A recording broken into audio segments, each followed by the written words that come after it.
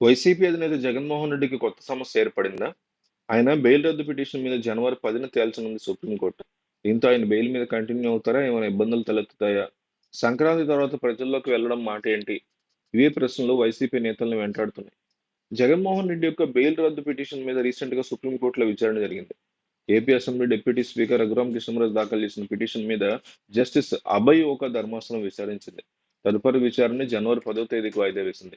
జగన్మోహన్ రెడ్డి యొక్క అక్రమాస్తుల case trial సరిగ్గా జరగలేదని, ఆలస్యమవుతోందని గతంలో రఘురామ్ కృష్ణరాజు పిటిషన్ దాఖలు చేశారు. ఈ కేసుని తెలంగాణ నుంచి మరో రాష్ట్రానికి బదిలీ చేయాలని అందులో పేర్కొన్నారు. గడిచిన 12 ఏళ్లుగా జగన్మోహన్ రెడ్డి బెయిల్లో ఉన్నారని, రద్దు చేయకపోతే విచారణ తీవ్ర జాప్యం జరిగే అవకాశం ఉందని మరో పిటిషన్ దాఖలు చేశారు. ఈ పిటిషన్ ని కోర్టు యాక్సెప్ట్ చేసి బెయిల్ రద్దు చేయాలని మీరు అనుకుంటున్నారా? బెయిల్ రద్దు చేయాలి లేదా వీడియో ఇంకా ఉంది చెప్తా. బెయిల్ రద్దు చేయాలి, రద్దు చేయక్కర్లేదు. ఈ రెండిట్లో ఒకటి కామెంట్ చేయండి. అసలు ప్రజలు ఏమనుకుంటున్నారో కూడా తెలియదు కదా. ఈ వీడియో నేను జగన్‌కి పంపిస్తా, రఘురామ కృష్ణరాజు వరకు కూడా పంపిస్తా. కుదిరితే వాళ్ళిద్దరూ చూసేలా చేస్తా ఈ వీడియో కామెంట్లు. కాబట్టి మీరు బాధ్యతాయుతంగా బెయిల్ రద్దు చేయాలి, బెయిల్ రద్దు చేయక్కర్లేదని కామెంట్ చేయండి. రఘురామ కృష్ణరాజు వేసిన 2 పిటిషన్ల మీద విచారణ చేపట్టింది న్యాయస్థానం. సిబిఐ, ఈడీ ఇచ్చిన నివేదికలు పరిశీలించాక తీర్పు వెల్లడిస్తామని స్పష్టం చేసింది ధర్మాసనం. తదుపరి విచారణ జనవరి 10కి వాయిదా వేసింది.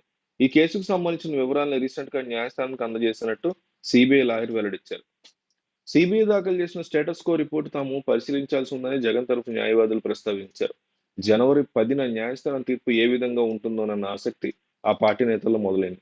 ఎందుకంటే సంక్రాంతి తర్వాత ప్రజల్లోకి వెళ్లేందుకు జగన్ సిద్ధమవుతున్నారు.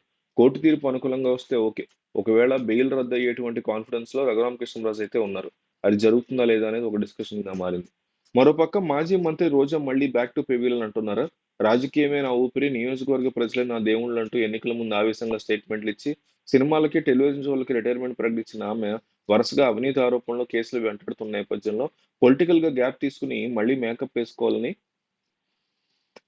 చూస్తున్నారా అంటే అవుననే సమాధానం వస్తుంది. తనకి నటించాలని ఉందని, కొత్తగా షోలు చేస్తానని రోజా తరచూ చెప్పుడు ఉండడంతో వైసీపీలో ఇది హాట్ టాపిక్ గా మారింది. తెలుగు రాష్ట్రాల్లో నగర ఎమ్మెల్యే రోజా, మాజీ మంత్రి ఆర్కే రోజా అంటే ఫైర్. ఫైర్ అంటే రోజా అన్నట్టు ఉండేది. ప్రత్యర్థుల మీద ఆమె చేసే విమర్శలు అంత ఘాటుగా ఉంటాయి. ఏ అంశాలైనా ప్రత్యర్థులను ఏకిపారేయడం రోజా స్టైల్. నగర్ నుంచి వరుసగా 2 సార్లు గెలిచిన రోజా ఆ నియోజకవర్గ చరిత్రలో ఎన్నడూ లేని విధంగా గాలి భానుచేరితో చేతిలో ఘోర ఓటమి మూటగట్టుకున్నారు. మంత్రిగా ఉన్న సమయంలో నియోజకవర్గంలో రోజా భర్త, సోదరుల పెత్తనం పెరిగిపోయిందన్న విమర్శలు వెల్లువెత్తినా ఆమె పట్టించుకోలేదు. చంద్రబాబు, లోకేష్, పవన్ల మీద మితిమీరిన విమర్శలు, సొంత పార్టీలో వ్యతిరేక కుంపటి, మంత్రి అయ్యాక హంగు ఆర్భాటు, విలాసవంతమైన జీవితం, విదేశీ ప్రయాణాలు ఇవే రోజాకి ప్రస్తుతం శాపాలుగా మారాయి. ఆ ప్రభావంతో గత ఎన్నికల్లో సుమారు 45,000 ఓట్లతో ఓడిపోయారు. ఎన్నికల ఫలితాల తర్వాత ఏపీఎస్సీ చైర్మన్ గా, మంత్రిగా రోజాలు చేసినటువంటి అక్రమాలతో పాటు నియోజకవర్గం జరిగిన అవినీతి మీద విచారణ కోరుతూ పెద్ద ఎత్తున కూటమి నేతలు సిఐడికి ఫిర్యాదు చేశారు.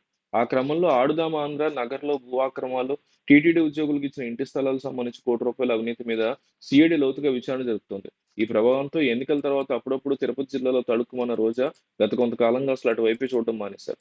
ఆమె చెన్నై, హైదరాబాద్ లో ఎక్కువగా ఉంటున్నారు. సిఐడి విచారణలతో రాజకీయంగా ఇబ్బందులు తప్పదని ఫిక్స్ అయిన ఆమె ఇప్పుడు రూట్ మార్చినట్టుగా టాక్ నడుస్తోంది. రోజా ఓడిపోయాక గతంలో పెద్దగా వాయిస్ వినిపించట్లేదు.